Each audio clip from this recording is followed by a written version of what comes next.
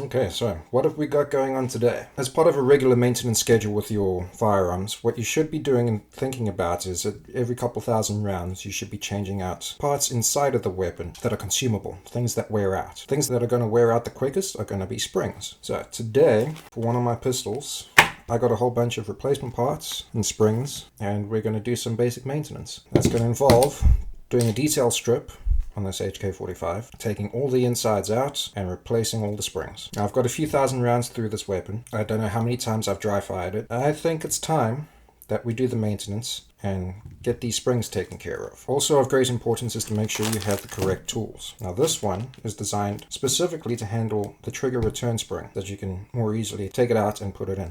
So we don't need very many tools for this because it is a more modern design of firearm. So we should be able to get most of everything done with a nice pair of pliers and some punches. Let's look at the parts that we got here. And here we have the trigger return spring, a little flat spring. This here is the screw for the trigger. That's going to be the over travel stop. There's a new hammer spring. Here we got a sear. Now they didn't have all the springs in stock. I'm basically doing a match trigger replacement, and I'm well aware that this match trigger is designed for a USP, but the functional parts between the USP and the HK45 are going to be the same. And we'll see if we can get this trigger working inside of the HK45. Hopefully the geometry on these particular parts is interchangeable, as is the rest of the design. These are our parts that are going in.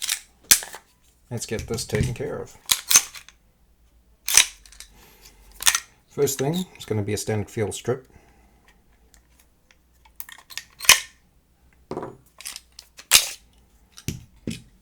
Now we're not changing any of the parts inside of the slide, so I can leave that intact. Well, I really probably should. They didn't have a new recoil spring assembly or firing pin spring in stock, so I haven't got any parts to replace for the inside of this. But inside of here, we do. First step, we need to remove the pin that's holding the back strap in. Now it's been a few years since I've had this thing apart. Put the better size back strap on, fits my hand better, when I bought the thing. And I don't think it's been off ever since. So likely, there's going to be some accumulation of hand cheese. Okay, this here is our hammer spring. This here is the new hammer spring. We need to get the old one out. Now there's this little block over here that's holding the bottom of the hammer spring and the hammer strut in. So we need to get that out. Now this will be under tension. So very carefully remove that pin. Hold the tension in with your thumb. Extract that and let it go slowly. Otherwise this part's going to be flying across the room, and that's not a good idea. Here comes the spring. Set that aside. Hammer strut at this point should theoretically come out, but it may not. There we go. Nice hammer strut. Okay, also bear in mind that taking apart all the insides of this weapon will void the warranty through HK. Now I'm taking the risk on that because, well, this isn't exactly brain science. We're not doing rocket surgery here. We're working on a pistol. Anything that happens to this, I should be able to handle myself because it's not insanely complicated, even though it is basically a redesigned USP. Okay, next step, we have to remove our detent plate by pushing out this pin, which is the sear axle, until it's flush with the side of the frame. And again, our detent plate is going to be under spring pressure, so carefully push that down and remove our detent plate. So you'll see that our safety lever is now non-functional, but it is still under spring pressure. What we've got to do now is push this pin out the rest of the way. Extract it through the other side. And that'll free up all of these internal parts. I'm not sure how much spring pressure these things are under. This is the first time I've done a detail strip on this weapon. I'm just going to put my thumb over the top before extracting that. Slowly release tension. And piece by piece, we can start extracting it. Pay attention to the orientation of these pieces, because that will be important when you're putting it all back together. These two pieces want to come out together. And we can see here we have our sear and our disconnector. Old sear can go on that side, and our disconnector. I'm not sure if that was the sear, but whatever. Next piece that has to come out is this one right here. And grab our needle nose pliers. Tug on it gently. We don't want to change the way anything works here. There we go. And that was sitting in there like that.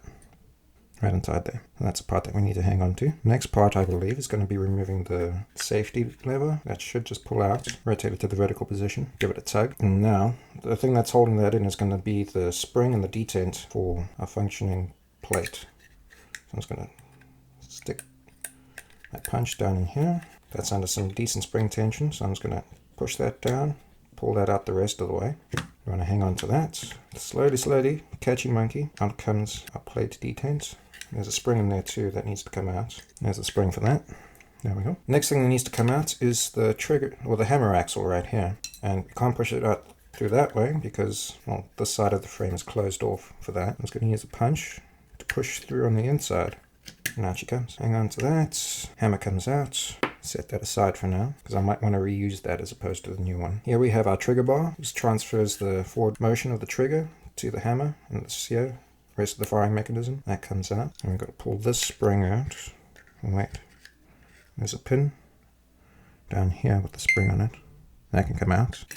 Now we've got to figure out how to pull this flat spring out. And it would appear that we need a very wee screwdriver for that. Okay, so the trouble that we're encountering with the spring, here's the new one, what it looks like. This little tab in the middle here, right here, is currently hooking into the frame. I can't just yank it out, because if you look closely, it's sticking out a wee bit. If I would just yank that out, it's going to do some damage to the frame. So I need to find something that's small enough to get in there to pry that up, and then I can pull the spring out. And here's to hoping this thing is smaller. We've got to try and wiggle that in as far as we can to then pull out the old spring.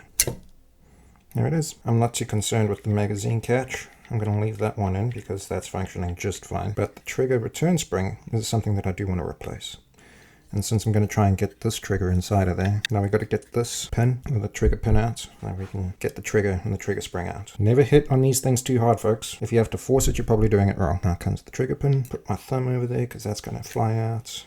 Maybe not. Attention to the orientation that it comes out. Set that aside. And our trigger is coming out. Now I'm curious how the hell they got it in there in the first place. Okay, this isn't coming out immediately. Seems that the particular geometry doesn't want to let me do that. Out with the magazine catch. There's our magazine catch. Not sure how that would have helped, and it didn't. We still can't get the trigger out. Yeah, it just required some coercion. But here's our old trigger.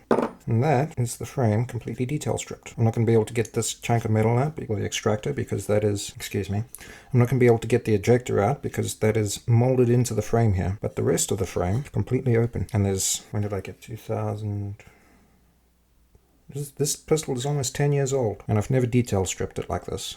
So we've got 10 years of accumulated carbon fouling inside of this pistol, which should be a testament to the efficacy of this design. HK makes a very reliable pistol. I've done some basic field stripping and cleaning for what I could get to over the past 10 years. Never really got down inside of here, and there's carbon fouling all over the place. So while we've got this all apart, what I'm going to do is I'm going to clean the inside of this, clean all the parts, re-lubricate and oil the parts that are going back in, and then we'll start reassembling everything. First step though is I'm going to get all this carbon fouling out, and not 100% sure I'm going to do that just yet, but I will figure it out, and this thing is going to be cleaner than it's been since it left the factory. We've got most of the, if not all of the carbon fouling and years of accumulated crud removed from all the parts. You'll see that the frame here is now looking nice and clean, and importantly dry. I used water and some detergent to clean this guy out, and then I used pressurized air to get the water out. So this is now clean and dry. And all these parts have been decarbonized. I've taken at least the carbon and the sticky stuff off.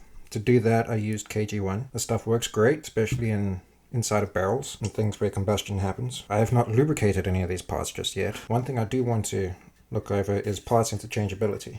Now, all my resources, the research that I've done, has said that pretty much these parts are interchangeable between a USP and a HK45, with some minor variations here and there. So what I'm going to do is just make sure that these parts are the same, and at least dimensionally the same, which is important for function purposes. And it's looking pretty good to me as far as the hammer's concerned. Now, here's the old hammer, here's the new hammer. I do like the patina on the old hammer because the black finish does wear off and you get this nice plum finished steel underneath. I like the look of that, but this is the brand new one. You'll see that there's spots of wear. So the hammer should be interchangeable.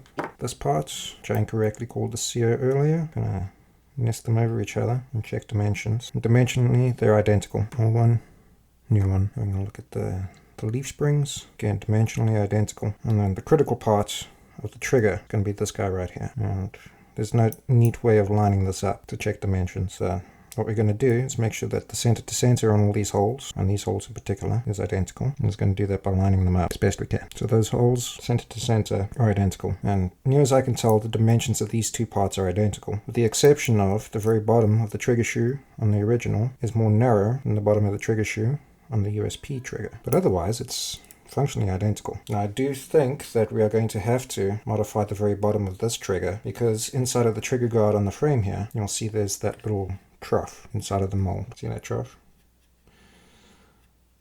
Now the trigger has to be able to swing inside of that trough, and the bottom of this trigger has been molded in such a way that it's nice and round, and it will fit inside of that trough. But this one, it's more square. It's going to take some trial fitting, and we'll see if we can get this sucker in here. We should be able to, and there's no reason that it shouldn't swing as effectively. Look at that, we have clearance. Not a lot, but it's there. It's swinging free. So we don't have to modify it, which is a good thing. Now the reason that I want to get this particular trigger in here is because this trigger has the over travel stop, and the face of the trigger is a little bit flatter. And I like the feel of that better, and the over travel stop will help with accuracy as well. Looks like all of our parts are going to fit back together just fine. Hammer strut springs, these are our main spring. This one is a little bit shorter, but I think that's because it's 10 years old, 10 years of use. This should fit and function just fine. If not, we can always pull it out and put the old one back in. Not that I want to, but we might have to work on these new parts here. Now basically they're going to go back in reverse order the way that they came out. First one in going to be our trigger. I'm going to set that up. That sits there nicely. Going to find our trigger axle pin. Make sure we get our lubricant out. Going to make sure that we have our lubricant. And as these parts go back in, we're going to lubricate them. Not excessively, just so that we know we've done it. We're going to start our trigger axle pin. Going to make sure that we don't go all the way through. You can see it emerging there. Going to leave it just there. Okay, so we've got our trigger return spring here. Going to put some lube on it. Mostly as a preservative, not because it's necessarily rubbing up against anything. Trigger axle. We're going to push that through until we start seeing it emerge there. Okay, so we got that sucker in. It only took, I think, 5 tries off camera. But see over there, we have the bottom leg, the trigger return spring, poking through onto the trigger. And then the top leg of the trigger return spring is poking onto the frame. And that's where we want it. And I think that's going to be the most difficult part of this reassembly. What I'm going to do now, very gently, reseat that pin all the way through. You can see trigger now returns to where it's supposed to be, under spring tension. So that's perfect. Got that part done. Son of a bitch. Okay, so that is now in and installed. Some lubricant on the little arm of the trigger that sticks up, sliding backwards and forwards. So we're going to use some grease on that. Next thing we've got to put in is the transfer bar. Some lube on that side. Get rid of any crusty buildup. Some lube on this. Oh wait, hold on. Before we put that in, we've got to put a little flat spring in. Some lubricant on that little guy. And that is the slide. Not all the way to the bottom, but into a little slot inside the frame. We use our pliers. Put that in, right there. Excellent. Got our flat spring installed. Now this little detent came out of the inside of the frame here. Carbon has been removed. It is properly cleaned. Apply generous lubricant, because we're likely not going to see this part again for another 10 years. We shall reinstall it. It's a little hole in the frame there. Now we're going to put our trigger bar in. Oh shit, a little detent popped out. Actually, let's put some more lubricant on that. Put a nice big gob in there, so hopefully that'll stay inside of its hole. In she goes, down that goes. Okay, here we have our hammer. Lubricate is necessary. Very important part is this little notch in here. Part of the safety mechanism. This guy will stop the hammer from traveling too far forward, unless the trigger is pulled, in which case that's going to rock down there and allow the hammer to fully swing forward. Let's take our hammer axle, lubricate that nicely, inside and out. I'm not worried about over lubricating any of these parts, because any excess will be squished out. Let's start that in its hole. The hammer in, drive that through. You have the clickety clack. Hammer is installed. Next piece to go in, going to be our sear. I do believe this is the sear. Lubricate generously, and that'll go in like that. And take this part and this part. These two nest together. You'll see there's a little protrusion on this side with this part. Make sure we get lubricant all over it. Make sure we get lubricant all over this one. Now this part, that little nub, going to nest inside of this hole. It's going to fit together like that. And they will drop into place around about there. And then comes this part. This here is our disconnector. Plenty of lube on our fingers. And we're going to drop that in right there. We're going to find our sear axle. We're going to know this is the right one because it's going to fit across the width of this, plus a little extra bit because it's got to hold in the detent function plate. We're going to wiggle these guys around until we get everything lined up and through. And we are going to have a struggle with it because, well, this is HK. Why wouldn't we have a struggle? There is no reason for this behavior, boys and girls. Get your act together. Okay, so here's a little trick. I'm not sure if this is going to work first time round, but we're going to use this punch to line up all the holes while we drive through our axle. And there's our axle installed. Going to push that flush onto this side because now you're going to install our detent plate and the detent plate actuator and spring. I'm going to put a bunch of lube on this so you get some nice interaction between the spring and the piece of metal. Slide that down into there. Take our detent plate. You'll notice that this is 3 and 4 because I want this to be a decocker only. I did buy this as a 1-2, which was a safety and decock, but after thinking about it, I want this to be decock only. I think you should put this in first before we put the other parts, which might have made that a little bit easier. So out this comes again. See, this is why we do things, boys and girls, so we can learn. Never fear opening your gear. The more you know about how it functions, the better you're going to be able to use it. Again, I'm out of sequence. These guys need to come out. This needs to come out. This needs to go in. It needs to be pushed all the way down. Freehand operation. Reinstall that. And now our detent plate actuator is being caught by our safety lever, which is now under spring pressure, which is good. I'm okay with that. Now these parts need to go back in. Again, very nice. Okay, that's in. Tap it flush.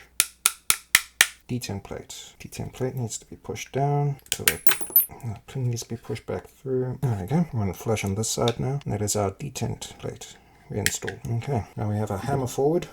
We're going to get our hammer strut. Grease this up. I'm going to try and get this back in to where it's supposed to go. Very nice. We can see it playing around up against the hammer there. That's what we want. Our mainspring. Should we get some good lube on that? Now we need to reinstall this chunk of plastic. And this needs to come up a pretty significant distance so that lines up. Ooh. Okay, at this point we've got this together enough that we can do our function checks. So what we have to do is make sure that our double action pull works, which it doesn't. Cocks into single action. Pulling the trigger does not do anything. Decocker works. Okay, now I have a feeling that our over travel stop creating too much was not allowing the trigger to move back far enough. So we're going to very slowly back it on out. It's going to be agonizingly slow. Okay, so something's changed. I did make some adjustments on the over travel stop, but now as I was doing that, double action now works. And single action works. Decocking also works. So, function checks are okay. Everything is working the way it's supposed to. The only way we're going to be able to tell for sure is by taking it to the range, but because things in the world are the way that they are, we're not going to be able to do that for some time. Alright, so back in goes a magazine catch. Magazine catch took some coercion, but it's in. Give her the old tappy tap tap until she's flush. Just about done. This little chat needs to get back in there. Tiny spring. Pedestal into that spring. I'm guessing we're having more trouble with that little over travel stop. Single action's working fine. Just got to push the trigger a little hard, I guess, to get that extra flex. I'm going to fiddle around with over travel stop a little bit more, and we'll see if we can get this working properly. Okay, so what I've done, I've taken the over travel stop out, and we find that in single action, the trigger pull is fantastic. The trigger travels as far as it needs to, and comes to a nice stop exactly when it breaks. So single action, no problem. Comes to double action though, trigger does not travel far back enough. So what we need to do now is one of two things. You either need to recontour the back end of this trigger or recontour front end of the frame. Because the non-original part, so the non-permanent modification, would be the back of the trigger, that's the one I'm going to do. So I'm going to take some very fine sandpaper and I'm going to just lightly recontour the back of this trigger while it's in the frame here. And we're going to get it to the point where it travels far back enough that the double action is going to release. And as we can see, single action works just fine.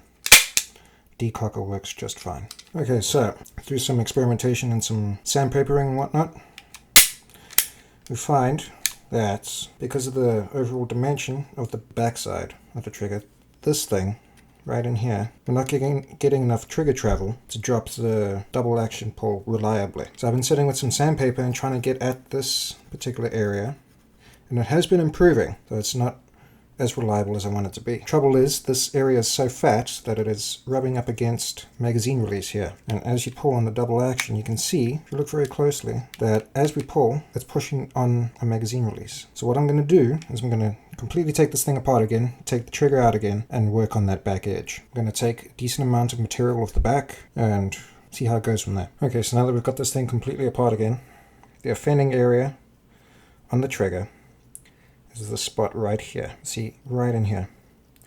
This area is just a little too fat. So I'm going to sit and I'm going to work on it and bring it back down to size. Okay, so I've had a bit of a break, went for some lunch, and also worked on this trigger. Through use of various abrasive media, as well as certain cutting implements, I've redone the back end of this trigger. It's not very pretty, but it's definitely a lot thinner than it was. And I'm hoping that that will give us enough play on the backward stroke of this trigger to successfully drop that double action. So as you can see up here, the trigger is making very slight contact with the magazine release. But more importantly up here, the top of the trigger arm is contacting the frame, which was the way the original trigger behaved as well. So I'm theorizing that that should be enough. Time now to get it all back together and try it again. Okay, so I can confirm that putting this fucking trigger spring in is the most frustrating part of this whole ordeal. I ended up making a jig to flatten the spring against so that I could...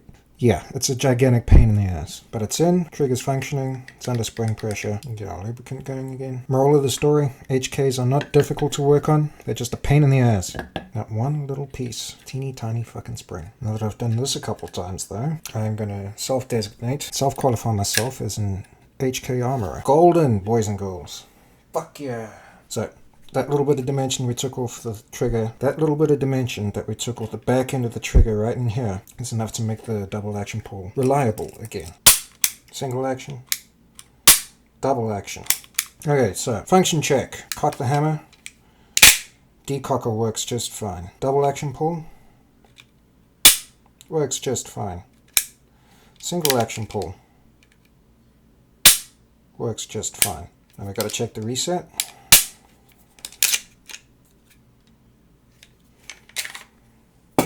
Take the magazine out for that. Check the reset. Hammer stays back. Release the trigger. Nice click.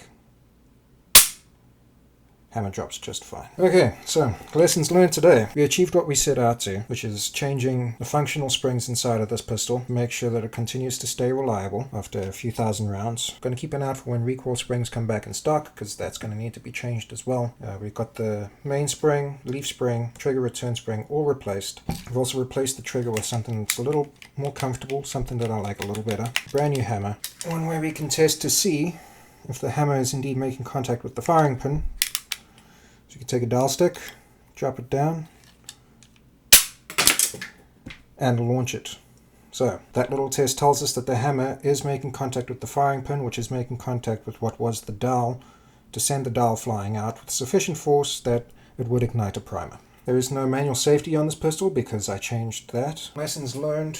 Getting springs inside of tight places is a pain in the ass. Always use the proper tools. Never be afraid to make a jig.